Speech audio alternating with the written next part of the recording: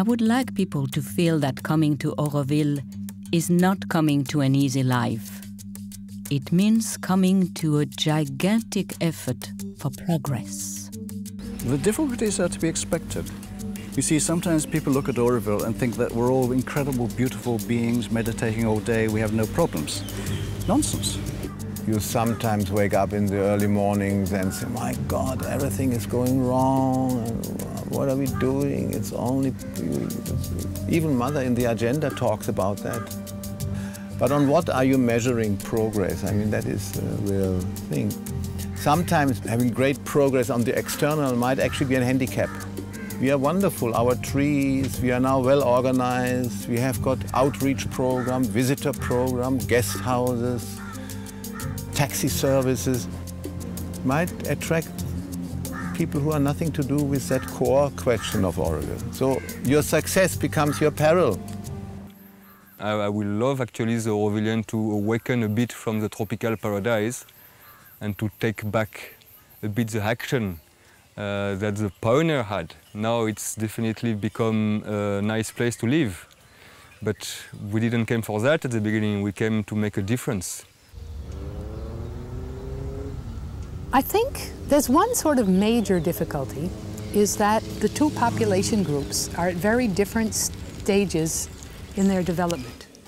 But just if we look at it from a purely socioeconomic point of view, the villagers are in poverty. Their chief energy, their chief ambition is to get regular food, regular job, education for their kids, a nice house, and all those things that are sort of make a basis for developing more in consciousness or in culture or whatever.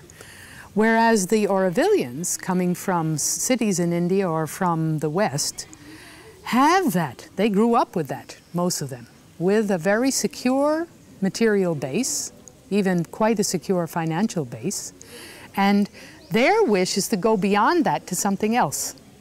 So you have the villagers aspiring for what the Aurovillians are leaving behind.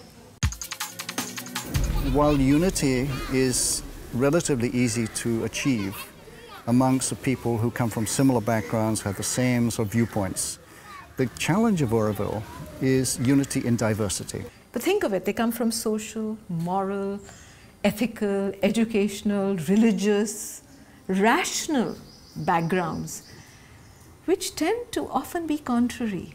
So what can hold them together?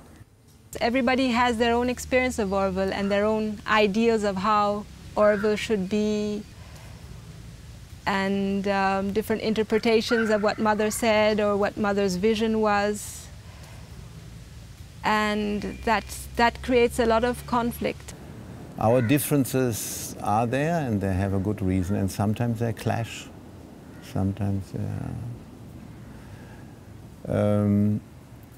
most of our common understanding of human unity is put all the difference together and make them behave nicely to each other. It's also good, it's good. It's a bit flat, but that's okay. For many, many years, I've been quite frustrated. I could not see these ideals being manifested.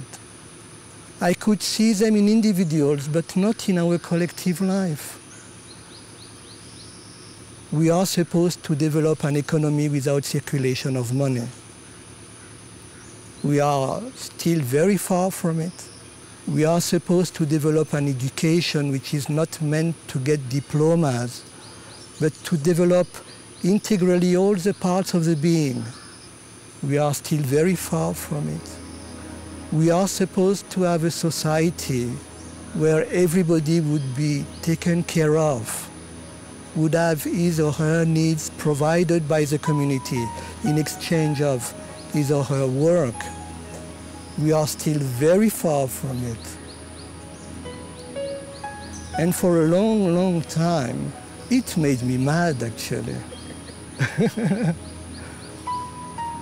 It made me mad because I felt that the problem was with the others. I felt I knew how to do it. I felt I had a perfect understanding how things should happen. And I was very sincere. And the more I tried to have these ideals manifested, the more mad I became. When you want the truth too hard,